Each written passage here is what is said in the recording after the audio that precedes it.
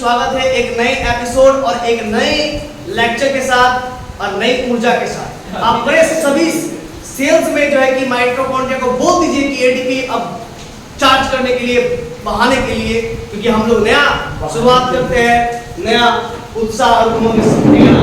इसका नाम है, देखिए बादल भी गरज करके बोलते हैं कि हाँ अब स्टार्ट करना चाहिए, ठीक है ना। अब आप लोग भी अपने बॉडी में एनर्जी भर लीजिए। क्या स्टार्ट कर रहे हैं, नया टॉपिक है डिफरेंशिएबिलिटी। डिफरेंशिएबिलिटी में ये होगा लेक्चर नंबर 1, है ना, डेरिवेटिव नहीं है, डिफरेंशिएबिलिटी, है ना। ये होगा लेक्चर नंबर 1 डिफरेंशिएबिलिटी का, ये पहला क्लास है, ठीक है। और हो सकता है कि एनसीईआरटी वालों के लिए ये अंतिम क्लास हो, ये छोटा सा टॉपिक है। तो आइए इसको हम लोग करते हैं बहुत ही ध्यान से। चलिए आप लोग पहले डेफिनेशन लिखिएगा, फटाफट मेरे साथ साथ लिखिएगा इसका डेफिनेशन, फिर मैं समझाऊंगा। डिफरेंशिएबिलिटी एट ए पॉइंट, किसी एक पॉइंट पर ही हम लोग डिफरेंशिएबिलिटी को चेक करते हैं। तो भाई सबसे पहले डेफिनेशन लिखते हैं हम लोग, आइए और इसको समझेंगे बहुत अच्छे से। फटाफट मेरे साथ लिखिए, let function fx be a language है, ये सब लिखना पड़ेगा आपको। मैथ्स का जो है कि मेन जान लैंग्वेज है, अगर इससे आप अगर दूर भागते हैं तो फिर तो दिक्कत है। मैं आपको हर एक चीज समझाऊंगा ना, उसके लिए आप एकदम निश्चिंत रहिए।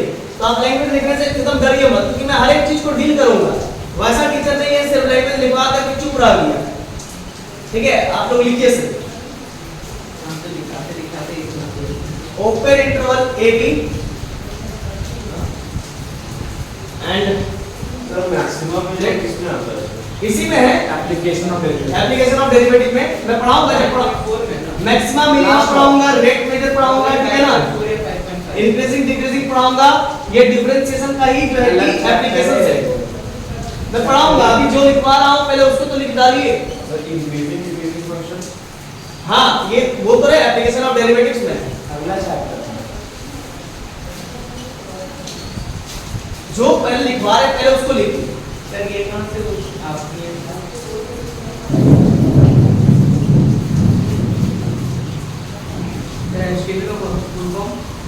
अरे लिखो ना बाबा, हम बताएंगे ना such that set to be पहले लिख तो दो, मैं बताऊंगा।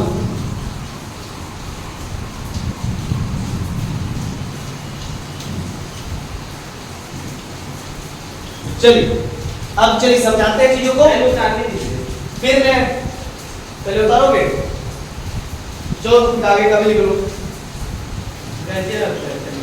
लैंग्वेज है ना जी, जब समझाना चाह रहे हैं तो फिर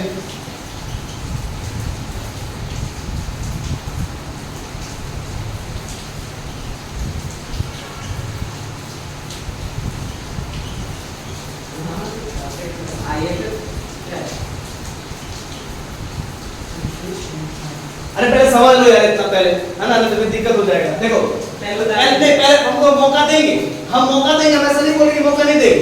तुम बात नहीं करना, पहले समझो, पहले देखना नहीं, पहले लिखो नहीं, पहले समझो। Definition, let fx be a real valued function. fx कोई रियल वैल्यूड फंक्शन है।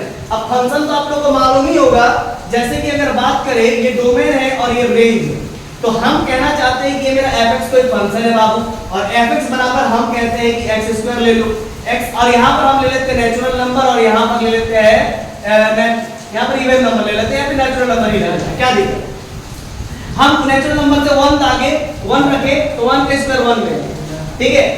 अब यहाँ पर ब्लर आ रहा है, हाँ ब्लर आ रहा है, एक मिनट हम कर देते हैं। आप जब वहाँ पे खड़े हो रहे थे तब ब्लर आ रहा था। अच्छा ब्लर आ रहा है,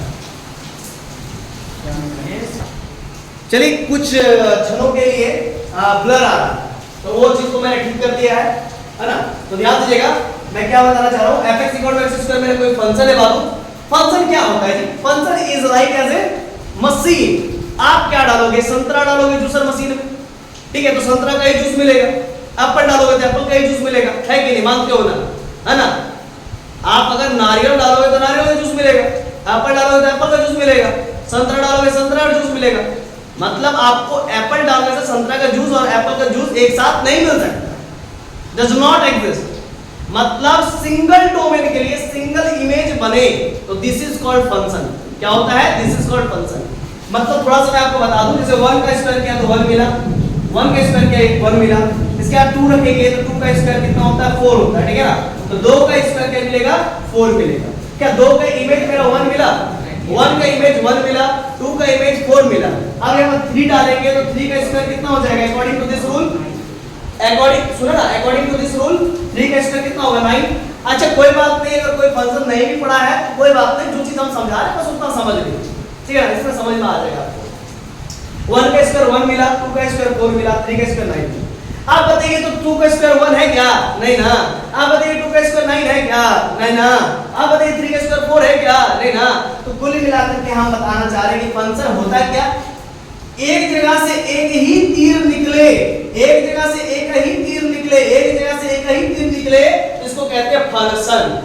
जैसे निकल रहा है, अब मान के चलिए ऐसा हो जाए, मान के चलिए ऐसा हो जाए, ये हमारी द्रौपदी है, द्रौपदी है ना, महाभारत युग में आप लोगों को ले जा रहे हैं, ठीक है ना, महाभारत युग में है ना। अपना जो है कि कवर कस लीजिए और सीट बेल्ट बांध लीजिए, हम लोग चलते हैं महाभारत युग काल में और देखेंगे कि फंक्शन किसे नहीं कहेंगे। देखिए द्रौपदी का पहला पति P1 है ना पांडव, दूसरा पति P2, तीसरा पति P3, चौथा पति P4 और पांचवा पति P5। तो कुल मिलाकर के एक जगह से 5 तीर निकल गया। समझ में आ रहा है कि नहीं आ रहा? द्रौपदी का 5 पति, तो ये कभी फंक्शन हो सकता है क्या, नहीं हो सकता है, नहीं हो सकता है। लेकिन इसको उलट दो, लेकिन इसको उलट दो, लो ऐसे मैनी वन। अरे ठीक है, जवाब देना बड़ा बहुत अच्छी बात है, बहुत अच्छी बात है। देखो देखो यहाँ पर पहला पति P1, पहला दूसरा पति P2, तीसरा पति P3, चौथा पति P4 और पांचवा पति P5।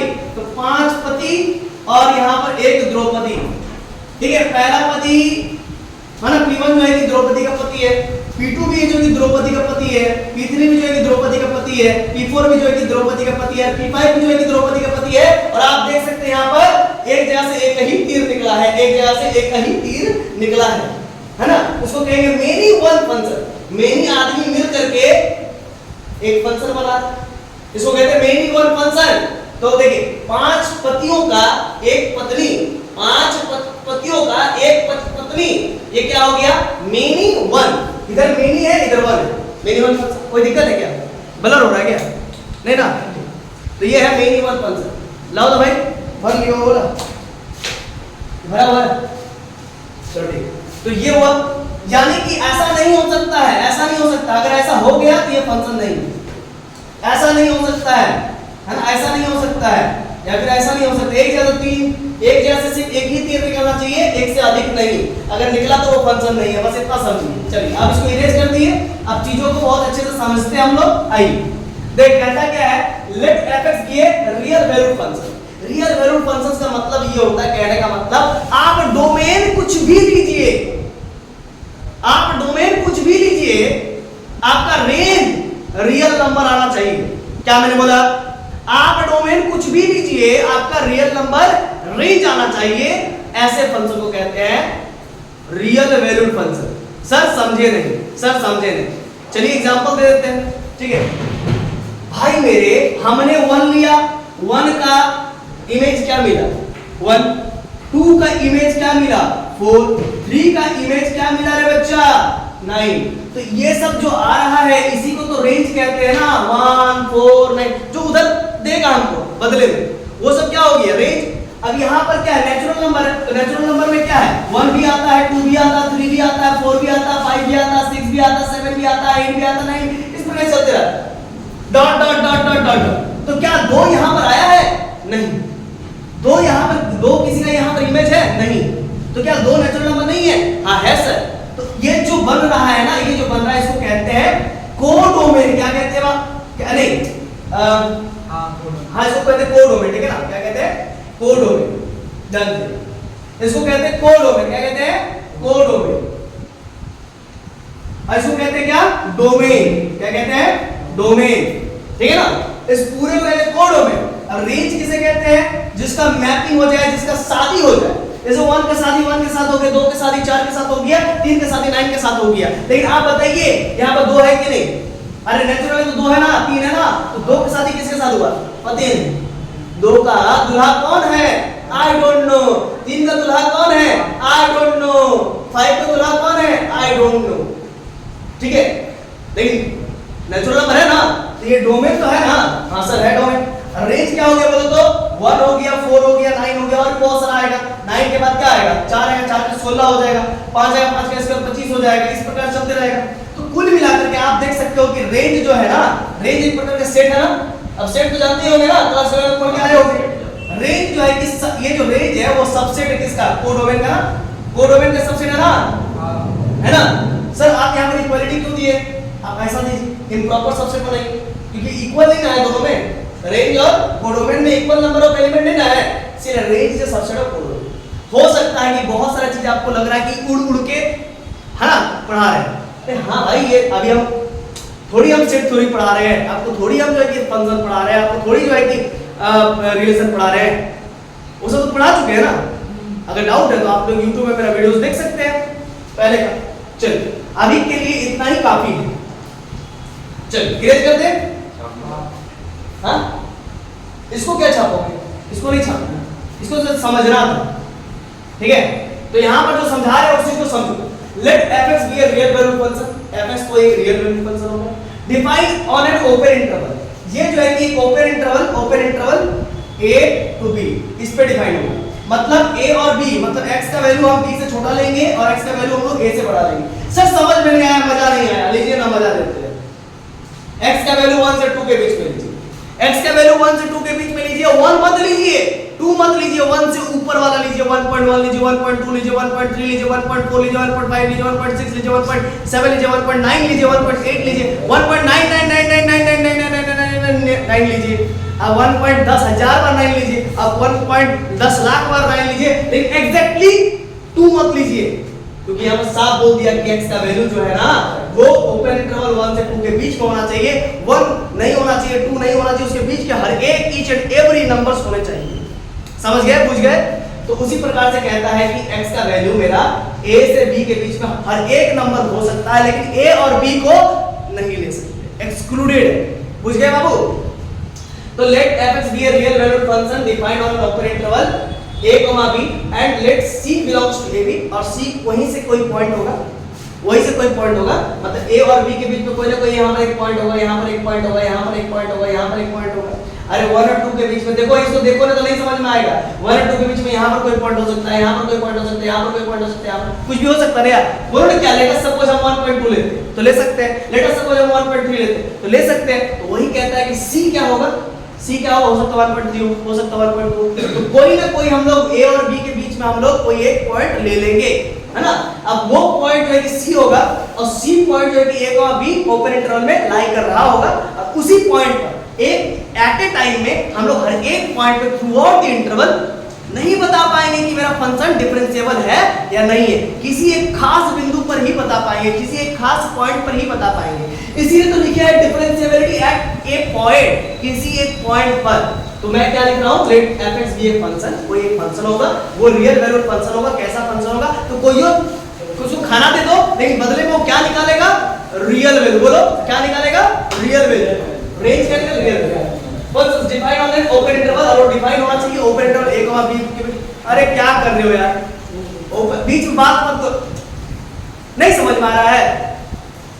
इतना मेहनत से बता दो, कहां जाने का बात कर रहे हो? गजब यार, इतना मैं देख रहा पसीना पसीना हो गया समझाने के लिए, इतना एफर्ट नहीं, कूलर नहीं, इतना एफर्ट लगा रहे हैं, उसके बावजूद तुम नहीं समझोगे। सिंघाड़ा खाने जाएंगे तो कचौरी खाने जाएंगे, तो जिंदगी भर तो खाते रहो ना यार। अगला दिन से बस ये एफर्ट बंद कर दीजिए। ठीक है, तो मैं कह रहा हूं कि fx कोई रियल वैल्यूड फंक्शन है, और वो डिफाइंड है ओपन इंटरवल a, b में, और वो c जो है कोई एक पॉइंट वहां पर से हम लोग ले लेंगे एक a और b के बीच में। वो IFF क्या है? अरे अभी तो वहां तक पहुंचे हैं ना, है ना।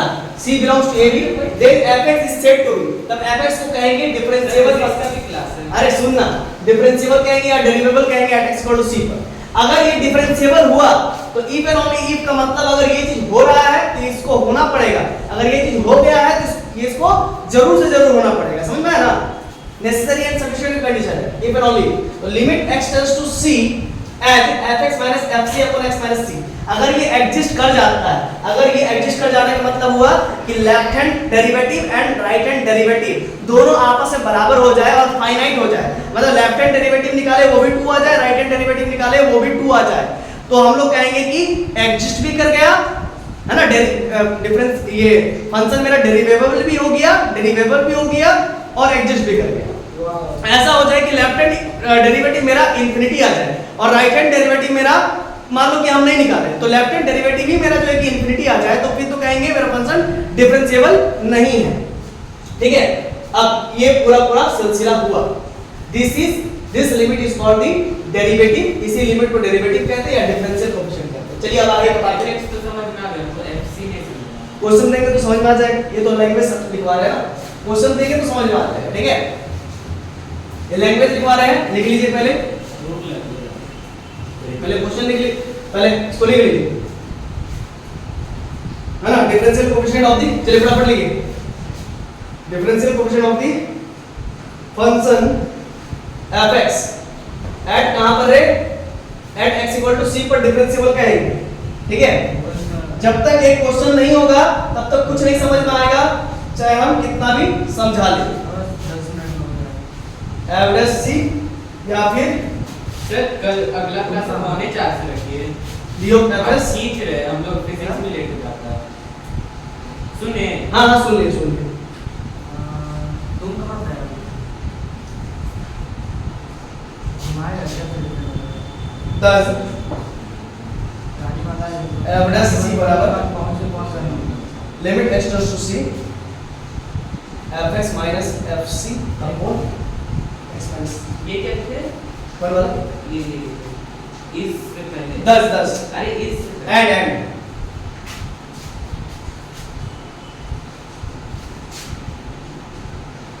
सर तो डिफरेंशिएशन तो बस साथ आप ही कोशिश करिए। और भी है रे बाबा, गाइडेंस ले रहा हम करवाएंगे ना। और एक्सरसाइज हां तो हेलो हां जो डी लिखे हैं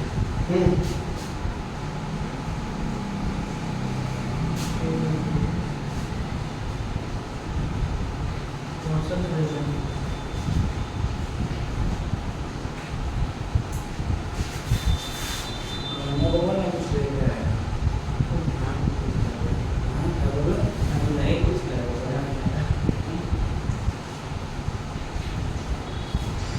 देखो अब हम इसी चीज को समझाना चाह रहे हैं, तेरा समझ रहा।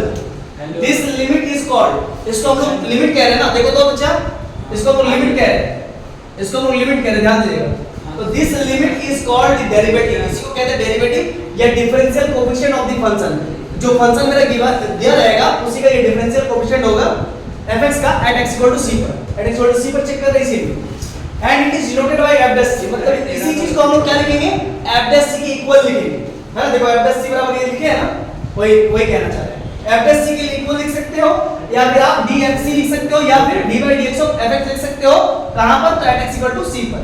मतलब सर, मतलब आप लिमिट fx माइनस fc कोई भी फंक्शन दिया रहेगा, पहले आप उस फंक्शन को लिखोगे और उसमें c रख करके उसका वैल्यू को निकालोगे और x माइनस c करोगे।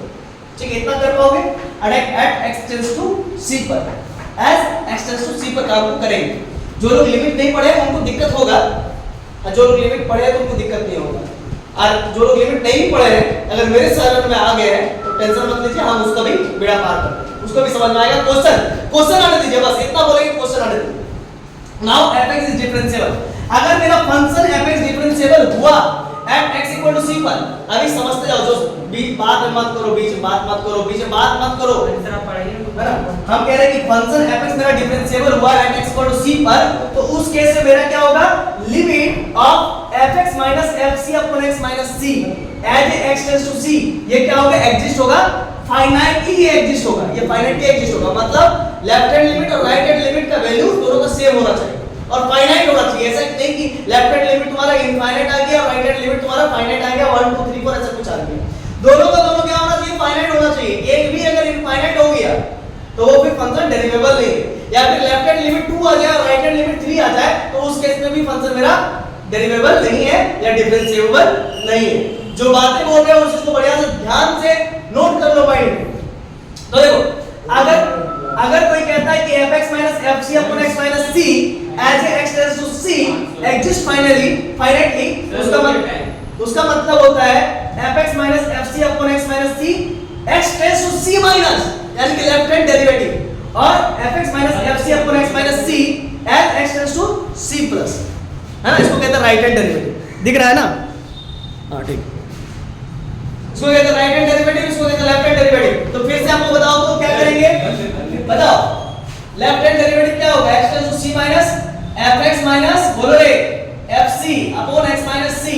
अब जब लिमिट देखो, इसी को यहां ध्यान दीजिएगा, limit fx minus fc as a x tends to c minus x minus c, ये अगर h टेंड्स टू 0 जैसे ही पुट करेंगे तो x के यहां पर क्या होगा, c minus h minus fc, x के यहां पर क्या होगा, c minus h minus c, c cancel हो जाएगा तो बचेगा क्या, माइनस h, क्या बचेगा, माइनस h। तो ये होता फार्मूला लेफ्ट हैंड लिमिट निकालने का।